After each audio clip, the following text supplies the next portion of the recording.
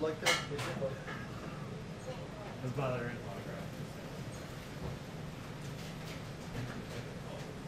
You got 5:30 now? No, but I'd be happy then. I think 5:30.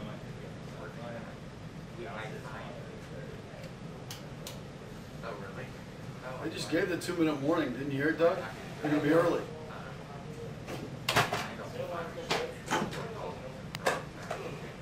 thank you very much. Nice, pretty sad. Whoa.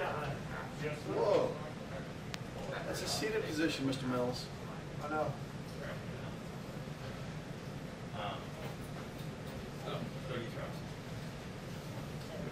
No, you're gonna be in this chair, right? Yeah. I'm just bringing everything back. You have everything else?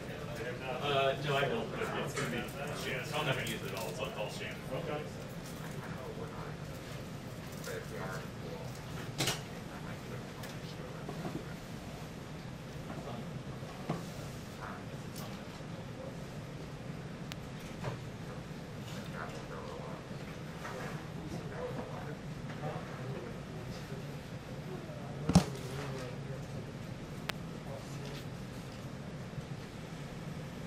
I'll go check on that, right? No, you don't do that. No, why not? I need to know too.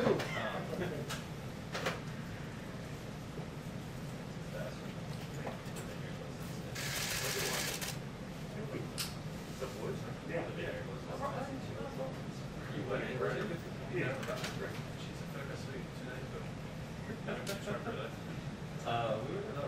You were there the whole week. Okay, so I saw you have a lunch like that. It does feel. Oh, okay. Yeah, I'm really aware. It's too month-ish, so that's nice. Big one? Yeah.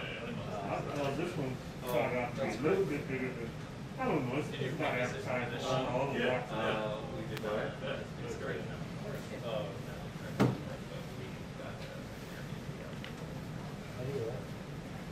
Okay, you okay? All right, let me call you after this.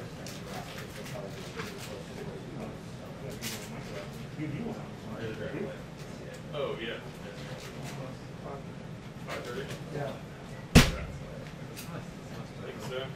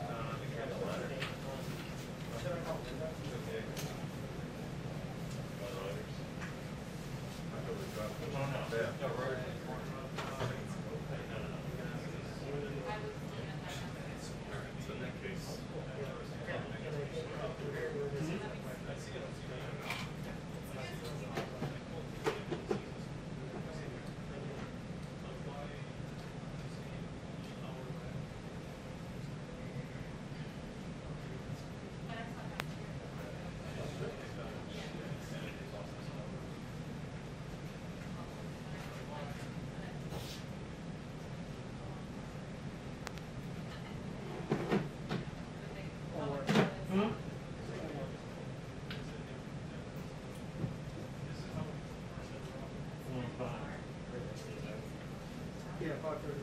Okay, thanks.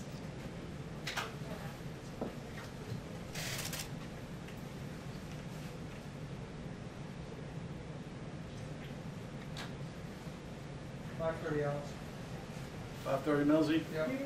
Thank you. I'll do what I'll say. Hold on one second. Go ahead, go ahead. Tell you what, I'll be ready. Yeah, well, I mean, I don't know, I think they just. Yeah.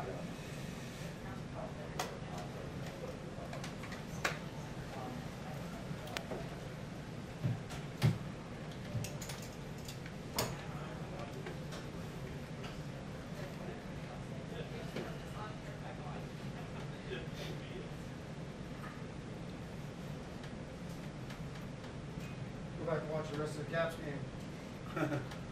Were you watching it? Oh, right, yes.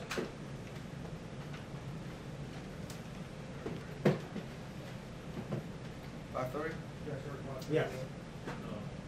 But it's like Doug's on it. Are you like, are you, is that, what? Great. What do you got? What's up? You want to come? Yeah.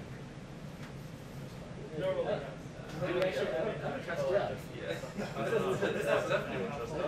Let's speak up for Doug's. I'm glad that my reputation is still intact.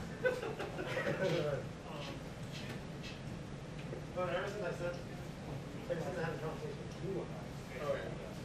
I'm like, can you do something? But you're been working for like, there's a job that sees like raw research, and I'm like, spring, and I was like, You want to be where it is? He's like, okay, that's too great, that's okay. Well, let's do it now. I was like, if there wasn't a reason, you're not getting it. I was like, shoot. I thought I was like, wasn't that, but I was doing it. Yeah, well, maybe, you know, summer then? Whatever. I went to North Carolina last year. Whoa.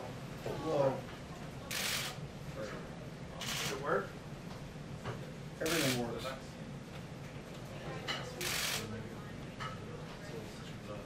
Fits and chips. Yeah. It's just tough, but yeah, I can separate the foods from each other. Yeah. I think it has.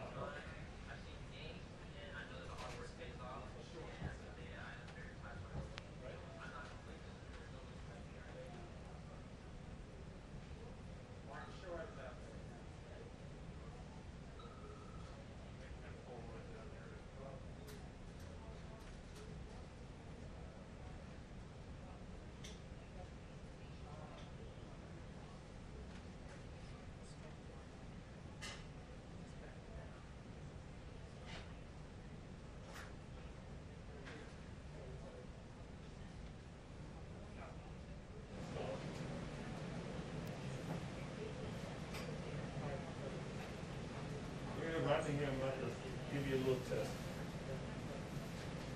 Open. 3, 4, 5.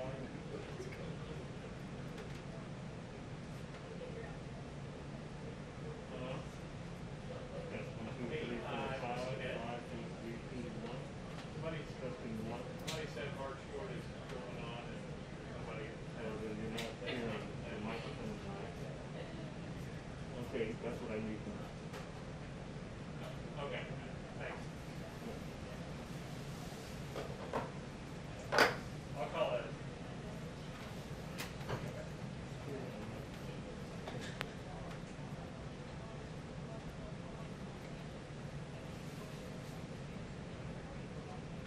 Hold on, bear with me.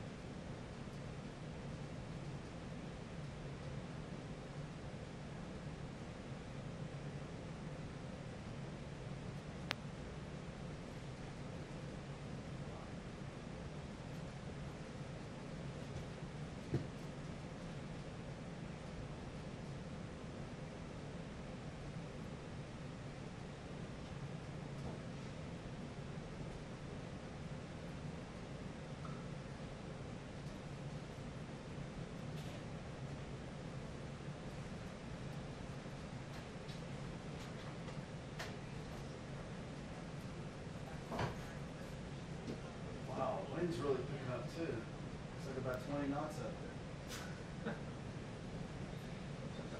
Oh, come on. I'm messing with this. You made me look up. I'm messing with the guy that's got a secure sailboat. Now I know. Sebastian's got a fancy, 50-foot tri-hole. Yeah. And a slip that costs more than my house. Yeah. I hate it. Nice. Hair intact. They're intact. Hey, Shannon, Yeah. you gonna bring the earpiece up here? Oh, the mold. Oh, Oh, then what's going on? if you want to use the one that's under the stairs. So I have one put off me. So I can use that one. What do you want under the chair?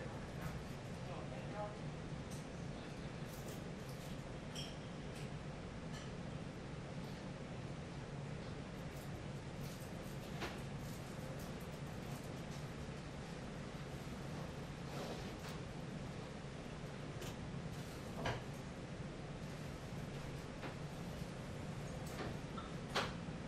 Excuse me?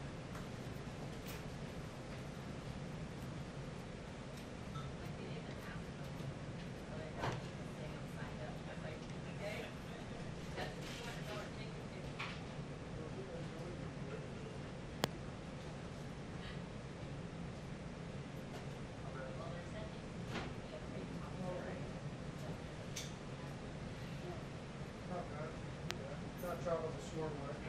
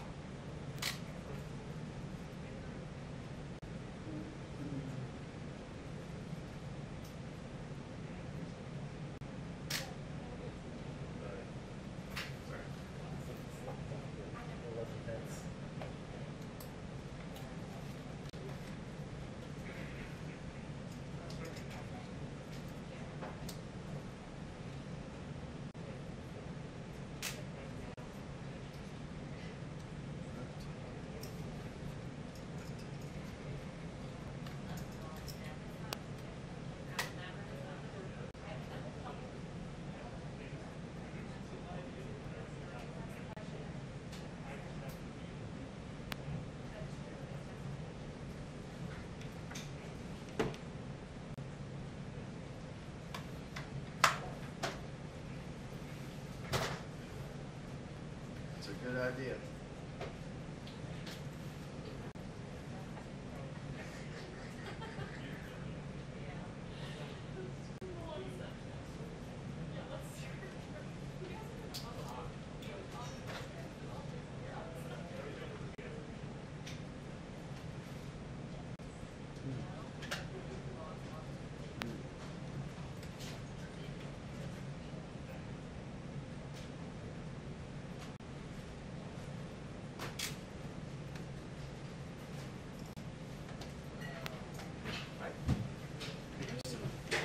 Good, how are you?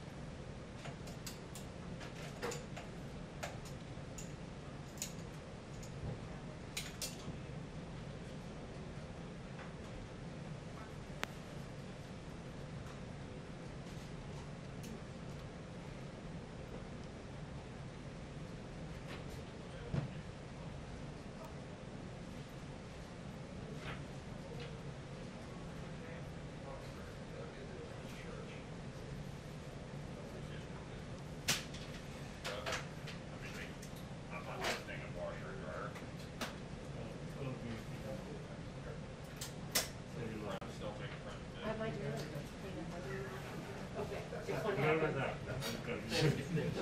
I heard your name. So. Do you need, okay, I don't know if they're gonna take anything from here, but for asking questions, do I need a mic to get the questions picked up, or that over here? Over here. Yeah, I mean, okay. that's This is just if they call me, if they wanna do that afterwards.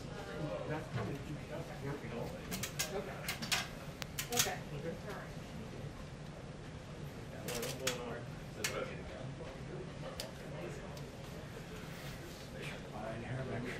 You need this?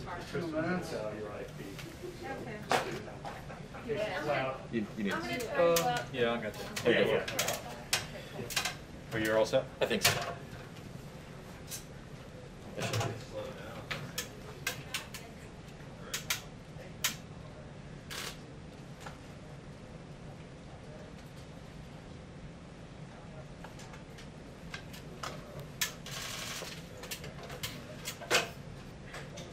it back?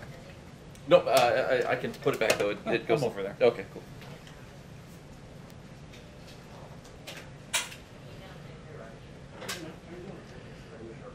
Oh, actually, I do need it. That's nowhere near in focus.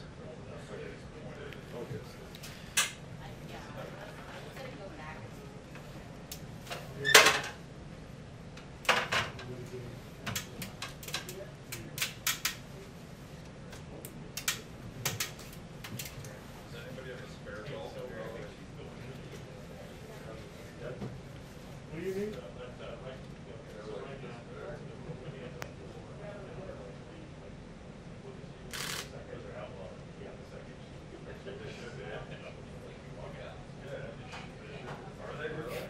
No, but it's like a society. Yeah. Brad. So after everyone gets what they want, we don't have to go and sit there. Yeah, it's sort of, grab it anyway. I don't think anyone's doing for this angle. That's the worst. Really? I think that's the worst. I don't think so. Yeah. No. It's a sidebar. There's not much you can do with that. That's why the ladder was there. Put the sign here on his shoulder. The ladder changes that angle a lot. So you can get a crappy picture of a pie.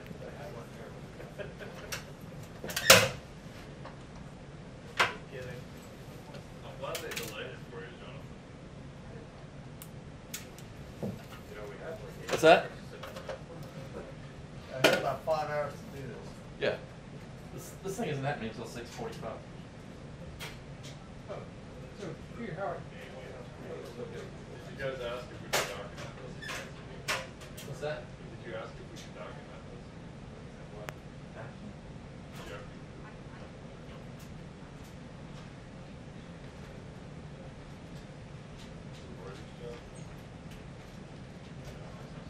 Can I document? Can I document it? I was just here referring to that.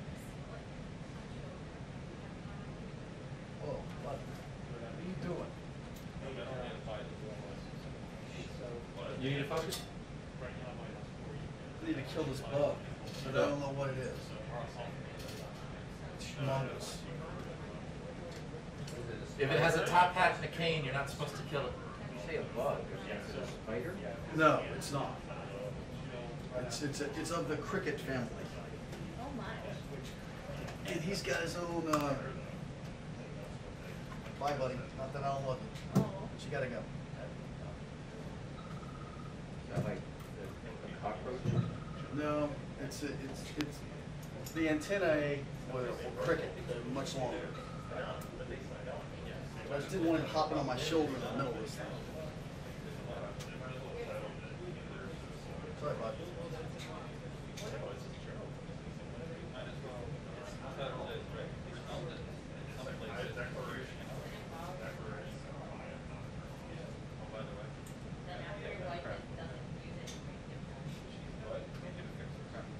Well, those are all over my house, so I'm okay with it.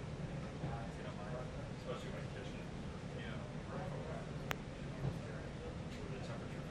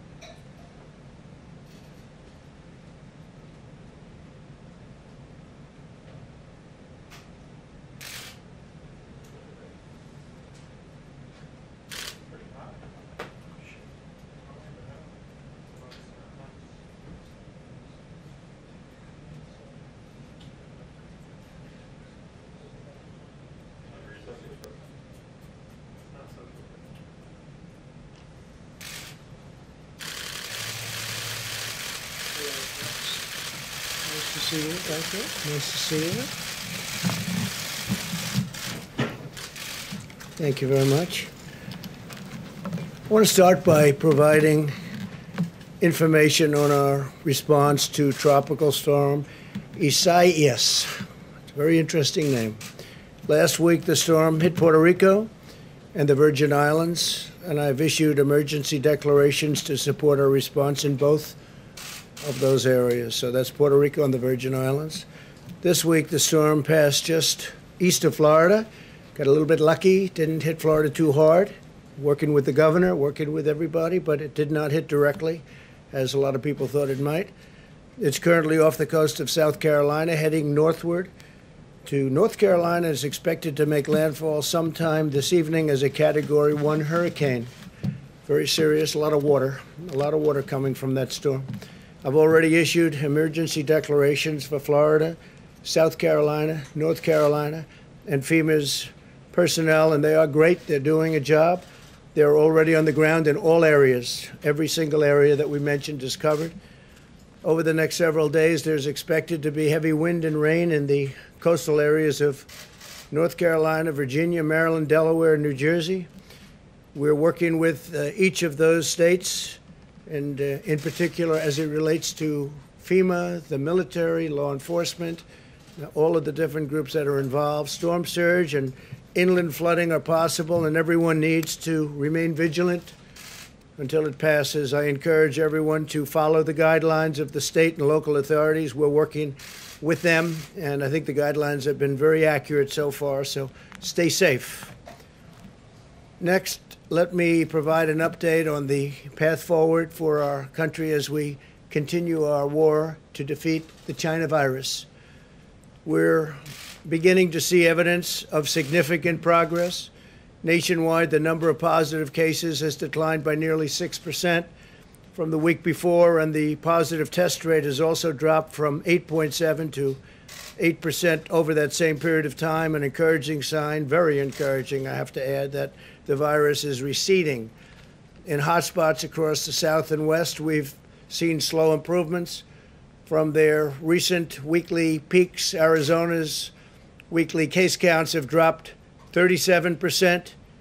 That's a tremendous drop, and the governor and the state have done a fantastic job. Down 37%. Texas down 18.7%. I was there a couple of days ago. And Florida, 21.2% drop. So that's a tremendous job that they're all doing.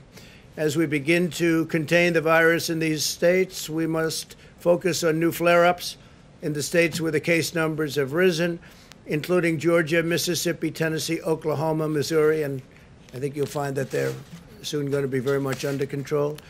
Meanwhile, 18 states continue to have very low case numbers and low test positivity rates, under 5%. Alaska, Connecticut, Delaware, Illinois, Maine, Maryland, Massachusetts, Michigan, Montana, New Hampshire, New Jersey, New York, North Dakota, Oregon, Rhode Island, Vermont, West Virginia, and Wyoming.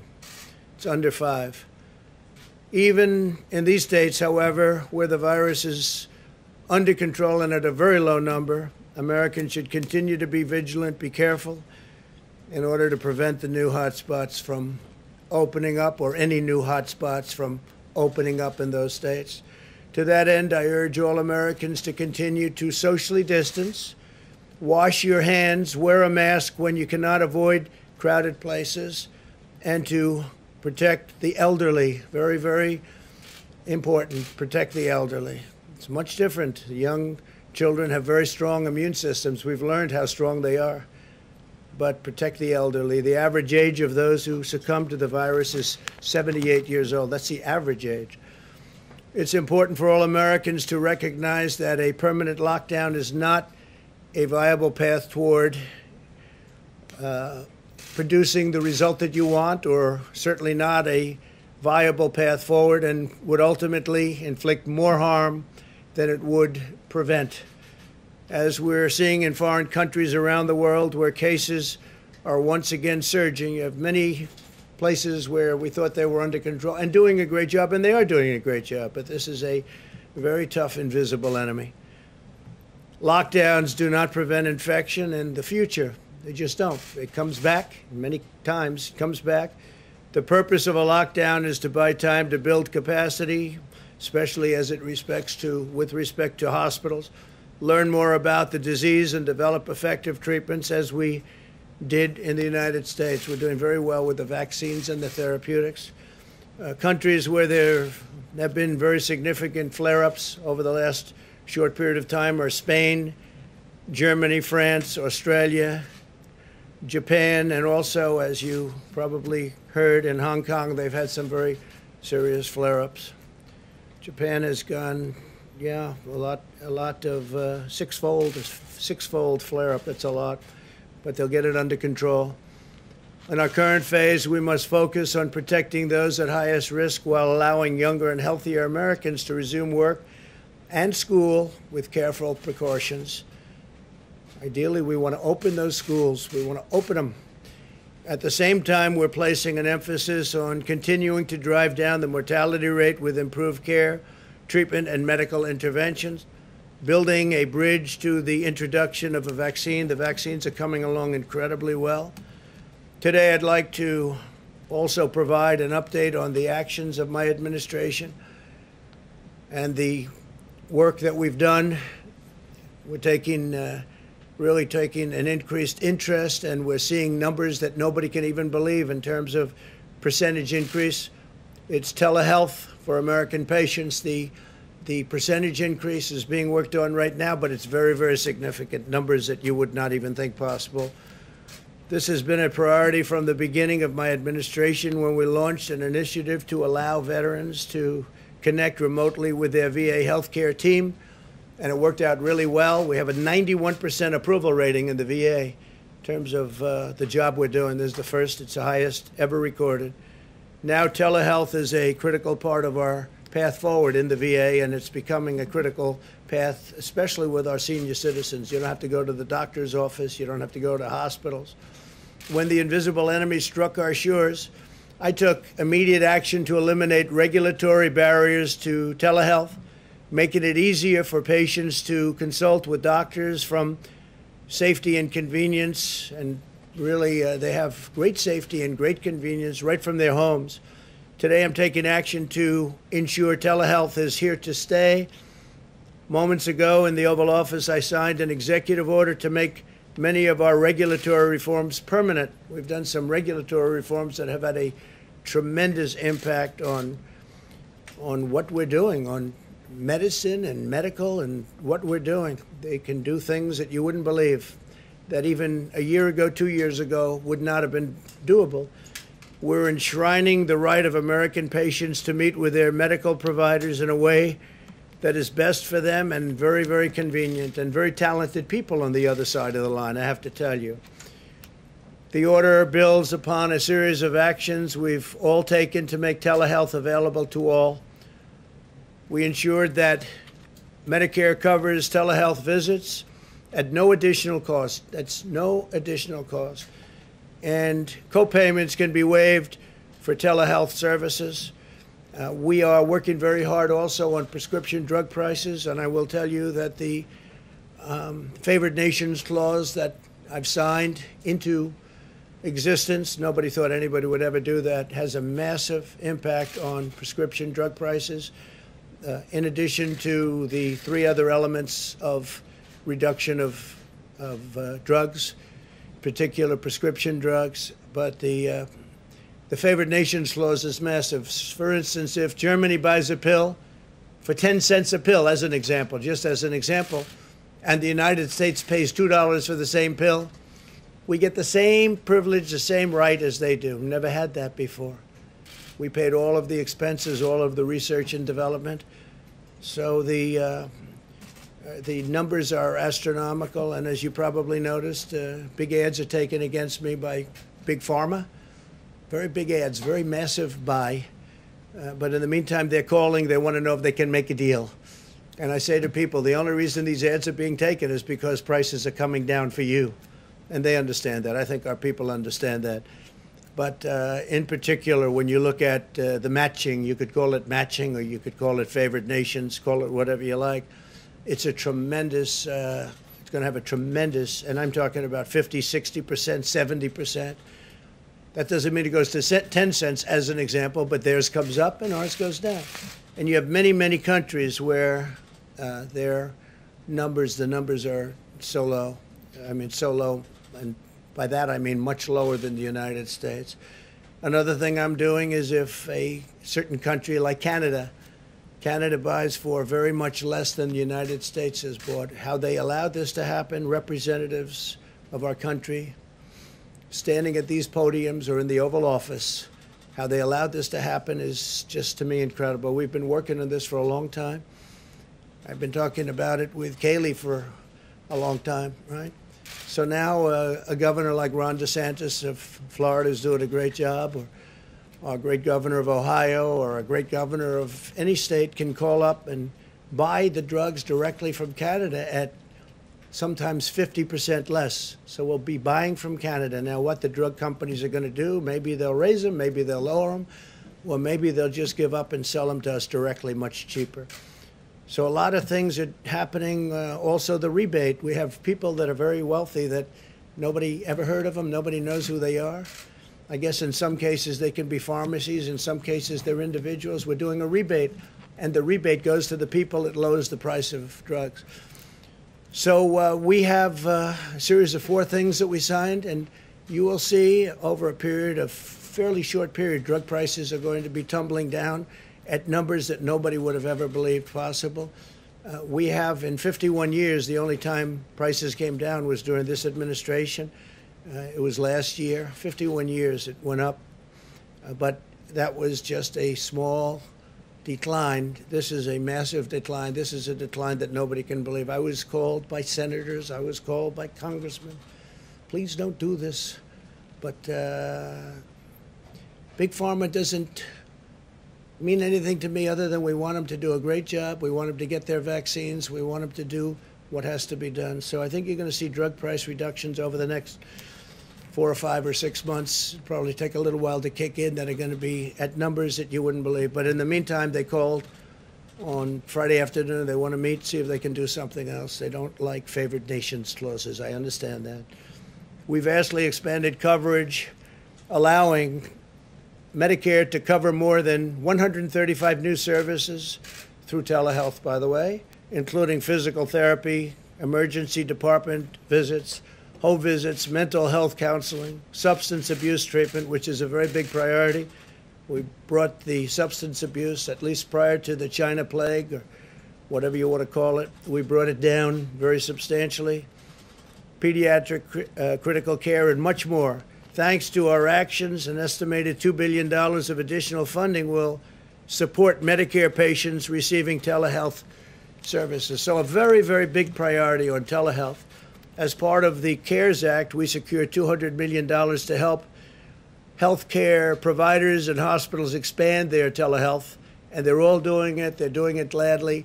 Prior to the epidemic, or the pandemic, whatever you want to say and how you want to refer to it, but prior to the pandemic, the telehealth was fine, but it wasn't anything raging. And I guess one of the only good things that we've gotten out of this whole horrible situation is telehealth has been incredible. And again, the increases are, many hundreds of times greater than it was before. Do you have a number? It's like 2,000% or something like that. It's an incredible increase. You'll get the number, but it's I think they have it now finally, and it's really an incredible. Thank you, Kayleigh. We work with the leaders of major health insurance companies to ensure coverage for the telehealth visits related to coronavirus. We cut red tape to allow many services to be conducted by phone rather than video, which is much simpler, providing a much easier option for many seniors in particular. 35% of the Medicare beneficiaries who receive telehealth services, or over 3.6 million seniors, did so over the phone. So you're talking about 3.6 million seniors. That's something. 10.1 million Medicare beneficiaries have accessed care through telehealth since the beginning of the pandemic. So you're talking there, 10.1 million people. In April, over 43% of all Medicare primary care visits were done via telehealth, and compared to less than 0.1% in February. Those are part of the numbers that I think I'll have you get them. So this part you don't have to. You'll get the other section. Thank you. So think of that, compared to less than 0.1%. 0.1%. That's an incredible number. So over 43% of all Medicare primary care visits were done via telehealth compared to, so you went from 0.1% to 43%. That's an incredible, it's an incredible number. The executive order I signed today will also expand healthcare access in rural America. We take care of rural America. It directs agencies to deploy strategic investments in our rural communications infrastructure. And we're working very hard with all of the people in government that are involved with the communications infrastructure so that the telehealth gets very quick and easy access. Additionally, revenue for rural providers varies significantly from month to month, making it difficult for many to stay in business. Many are having a very difficult time. To help fix this problem, my order will create a voluntary Medicare payment system that will give rural hospitals flexibility, really great flexibility, and a more consistent income stream to better serve their patients. Furthermore, I am directing the Department of Agriculture, Department of Health and Human Services, and the Federal Communications Commission. We were just with the heads of each one in the Oval Office just before I came up to the podium to form a task force that will break down barriers to expanding rural health care. This order continues my administration's focus on rural health care. We allocated nearly $165 million through the CARES Act to support nearly 1,800 small rural hospitals who have done an incredible job, as well as $11.5 million to expand technical assistance for rural and underserved areas. We allocated another $10 billion to 2,000 rural hospitals and more than 2,400 rural health clinics. We waived burdensome licensing, certification, and registration requirements, which took tremendous amounts of time. And these are people that had great reputations and great track records for practitioners that serve on the front lines in rural areas, allowing more medical personnel to serve their wonderful patients. We're also, in terms of PPE, ensuring that the state and local areas have the supplies they need. We've been supplying hospitals and cities and states, governors, helping governors at a number that nobody's ever heard of before. 15,440 nursing homes have received a second shipment of personal protective equipment. They're very much stocked up. They're in great shape. They all have the ventilators, all the ventilators they need. They have actually more than they need. And their equipment, medical equipment, is in very, very good shape. They're full. My administration has worked with the private sector to deliver over 100 million N95 respirators, 85 million gloves, and nearly 250 million face coverings nationwide. We continue to make the extraordinary progress that we've been talking about together on vaccines and treatments under Operation Warp Speed, which is very exciting, most exciting. Last week, we distributed 2,979 cases of remdesivir, which is proving to be extremely powerful and good, enough to treat more than 19,000 patients, had great results. This includes 500 cases for Florida, 500 for Texas, 300 for California, 200 for Ohio, and 150 for Arizona and Georgia.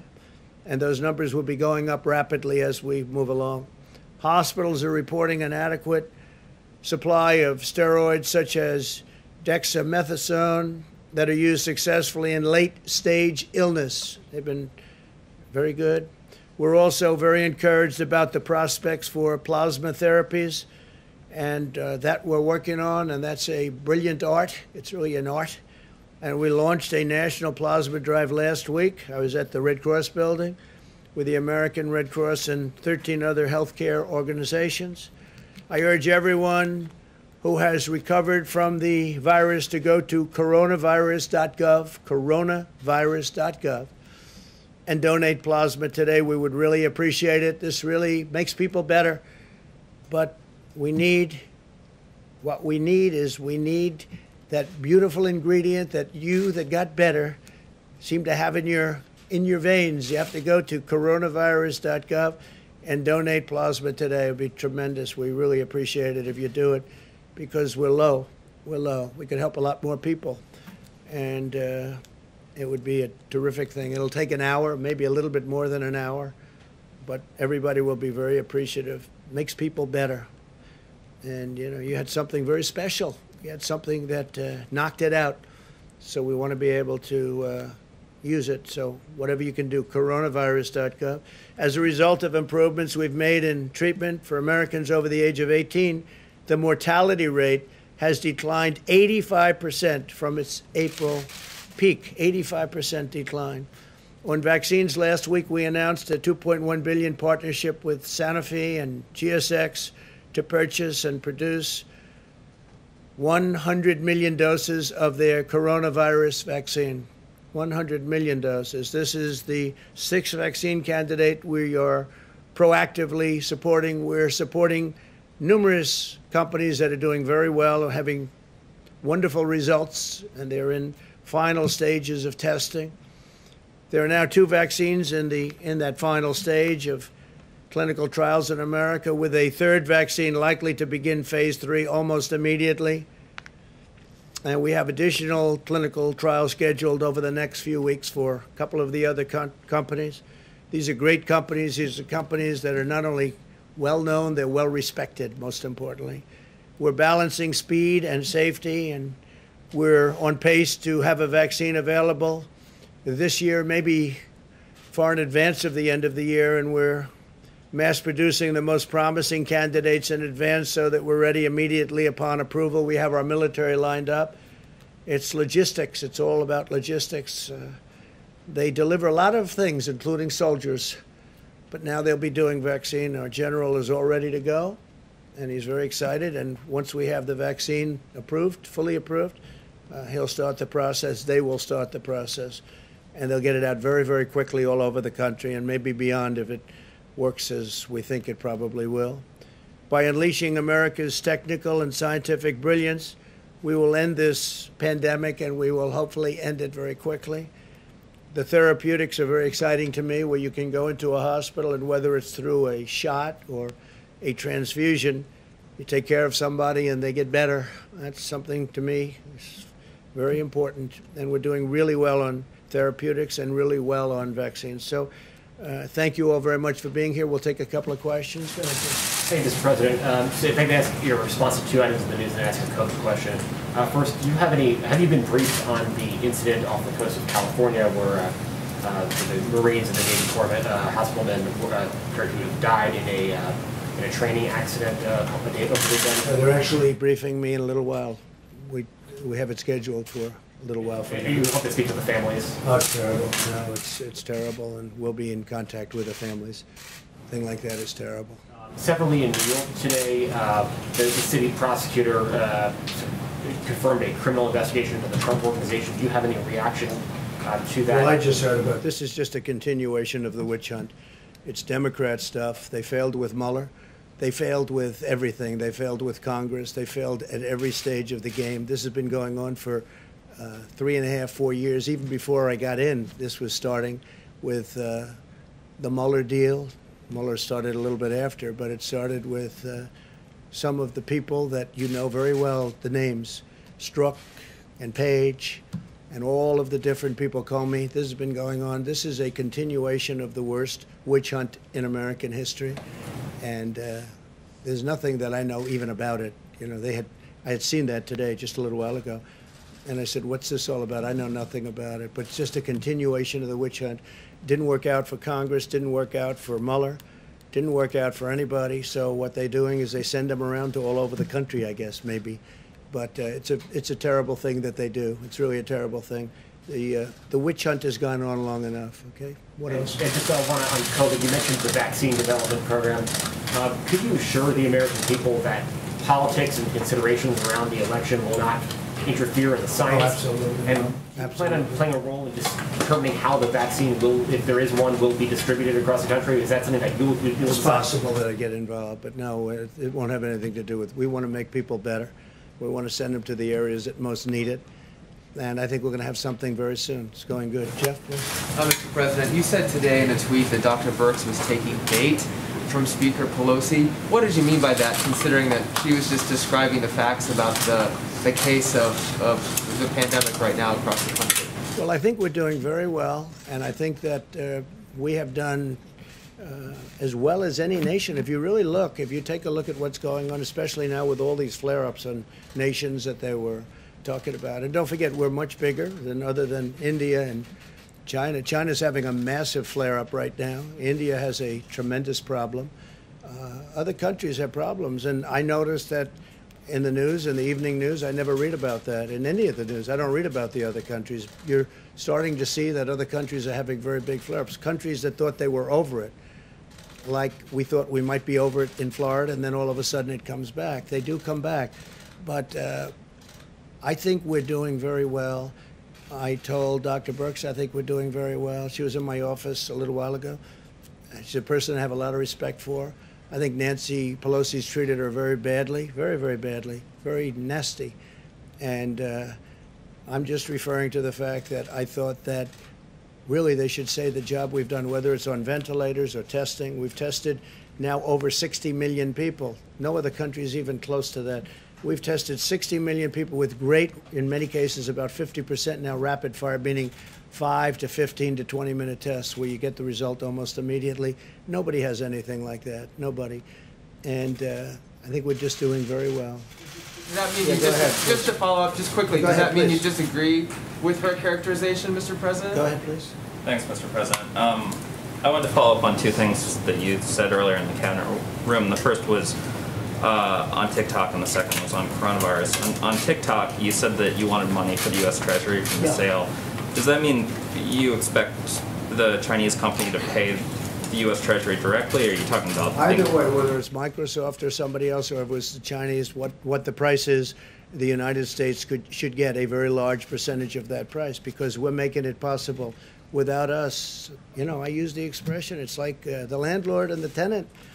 And without the lease, the tenant doesn't have the value. Well, we're sort of, in a certain way, the lease. We make it possible to have this great success. TikTok's a tremendous success, but a big portion of it's in this country. So from the sale directly? It would come from the sale, yeah. Whatever the number is, it would come from the sale. And then you Which mentioned... nobody else would be thinking about but me. But that's the way I think. And I think it's I think it's very fair. And you mentioned... But we want no security problems with China. It's got to be an American company. It's got to be American security. It's got to be owned here. We don't want to have any problems with security, et cetera. And something could come out. I will tell you, there's a lot of excitement, not only by Microsoft, but by other companies in terms of buying it. So we'll see what happens. But we want, and we think we deserve to have a big percentage of that price coming to America, coming to the Treasury. Then on the negotiations on Capitol Hill, you expressed some frustration and said you might take executive action to address... I might do that, yes. So I was wondering if you could talk about both how you might prevent evictions through executive action, and then also... Yeah, I could do that if I want, and I want to do that. I don't want people to be evicted, and, you know, when they're evicted, when they're thrown out of their, whatever the place may be, in many cases, they go to big shelters. And if you talk about pandemic, this is a pandemic, and they go to shelters. Number one, they're thrown out viciously. It's not their fault. It's China's fault. It's not anybody's fault. It's China's fault. But number two, and if they are thrown out, they oftentimes will go to a shelter with tremendous numbers of other people, and the virus will spread. And we don't want that. Are you considering suspending payroll, the collection of payroll taxes? Well, I can do that also through an executive order, so we'll be talking about that. But we're having a very good discussion with Nancy Pelosi and Chuck Schumer. The problem is they want to do bailouts of their various Democrat-run states and cities. And they want a lot of money. They want $1 trillion for that. And so they want to do much more than COVID-related. They want to bail out cities and states that have been in trouble for years of bad management. In all cases, Democrat-run cities. And we don't think that's fair. you understand that. You've heard it before. Yeah, please go ahead. Thanks, Mr. President. I wanted to ask you about the Justice Department sending federal agents into cities like Chicago as part of Operation Legend. How exactly do you envision these federal forces working alongside local police departments to help stop violent It's crime? not a mass send, but it's sending very talented people to help them with the drugs and the shootings and the guns and the things that are happening. It's not like sending in the National Guard and stopping it cold, which is an example. A lot of progress has been made in Portland, but, you know, frankly, sending in the National Guard like we did in Minneapolis, it stopped it cold. From the time we sent that National Guard, they walked down the street, it was over in Minneapolis. Now it may be starting up again. These are Democrat-run cities and states, and it hasn't been a pretty picture to watch. We will help Chicago. We'll help New York if they request, after request to help. But we want to stop the drugs. We want to stop the guns. A lot of the Chicago is guns, but what it is drug-related, gang-related, largely gang-related. With ICE, we send out thousands of MS-13, thousands and thousands of MS-13. We send them back, or in some cases have to put them in prison. They're too violent. They're truly violent. So we're helping out when you look at what's happening in Chicago and some other cities with the shootings and the killings. They need help. And we haven't met with resistance, I have to be honest with you. I think it's good that we haven't. We're only looking to help them. We're only looking to help. OEM? OEM. Thank you, Mr. President.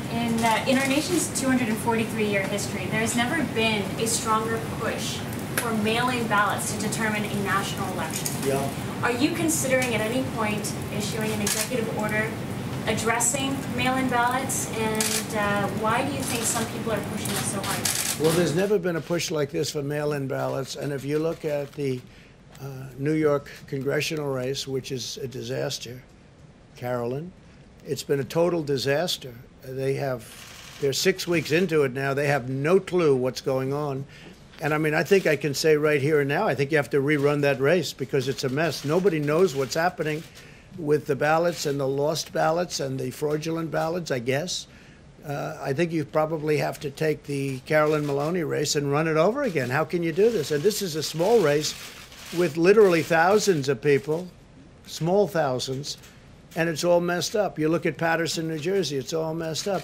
Almost every one of these, and these are small, easy to control. They should be able to do this easy.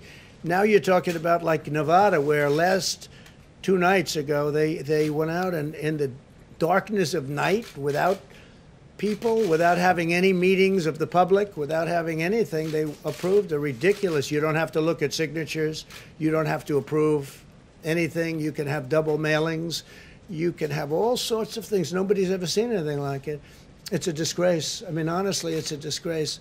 So it's a very good question. I mean, the mail-in ballots, if you look at just some of the small places, the small races, a congressional race in New York, should be very easy. Normally that would have been announced at 7 o'clock and it would have been down to the wire and everybody would have loved it. If it was at all complex, it would have taken an extra 45 minutes or an hour. They would have announced it a little bit later.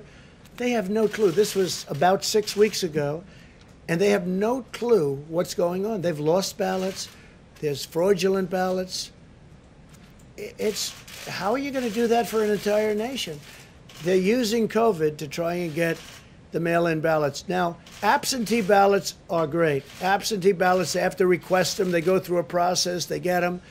But the universal mail-in ballots have turned out to be a disaster. And what Nevada has been doing, if you look over the last few days, you have to look at what they've done. You can have 2 ballots. You can harvest. It's harvesting. So you can take thousands of ballots, put them together, and just dump them down on somebody's desk after a certain period of time. They have something where if you vote, the vote can count up to 7 days later. Well, if the vote's going to count 7 days later, that means you know, if it depends on the one state like Nevada, that would mean simply that you can't have, supposing it's down to that one state, it could be, it's a great state, but supposing it's down to that one state, that means you have to wait 7 days. But they won't have it there. This is something that's so messed up. And by the way, I have to say, the post office for many, many years has been, you know, run in a fashion that hasn't been great. Great workers and everything, but they have old equipment, very old equipment. And I don't think the post office is prepared for a thing like this. You have to ask the people at the post office. But how can the post office be expected to handle? They have regular mailing. And then now on top of that, they have the internet where you have Amazon and these companies doing, all the buying. Instead of going to a department store, they go buy through mail. So you have massive numbers of purchases now going through the post office, purchases of items and gifts.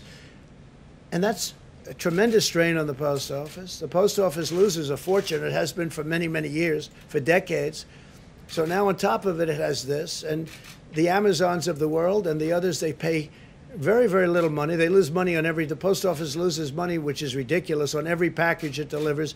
But now on top of that, and I'm not just referring to Amazon, I'm talking about all of the competitors, if there is such a thing to Amazon. There will be, but if there is such a thing. But now on top of that, you'll have somebody like the governor of Nevada come out with this massive plan out of nowhere to take millions of ballots and send them all over the place. You'll never know who won that state. It'll get messed up just like New York and just like Paterson, New Jersey, and just like many other places. In West Virginia, they indicted a postman for doing something very bad, you know that? But there are many cases all over the country. If you look, you'll be able to find, there's a list of them all over the country, and that has to do with universal mail-in. Again, absentee is great. It works. Like in Florida, they'll do absentee. It really works. But universal mail-in ballots is going to be a great embarrassment to our country. Is there an executive order on this? Well, I have the right to do it. We haven't gotten there yet, but we'll see what happens. We will be suing in Nevada, and that's already been taken care of. We'll probably file something tomorrow. I do want to say that we're going to be introducing a tremendous health care plan sometime hopefully prior to the end of the month. It's just about completed now. In addition, next month we'll be doing the immigration plan. So we'll be doing that in September. We'll be doing sometime during this month the health care plan. And I think that'll be before the end of the month. And I think it'll be very impressive to a lot of people. Thank you very much. Thank you. The Postal Service says it has capacity for the election period. Mr. President, the Postal Service released a statement saying it has ample capacity for the election. That's not true what you just said, Mr. President.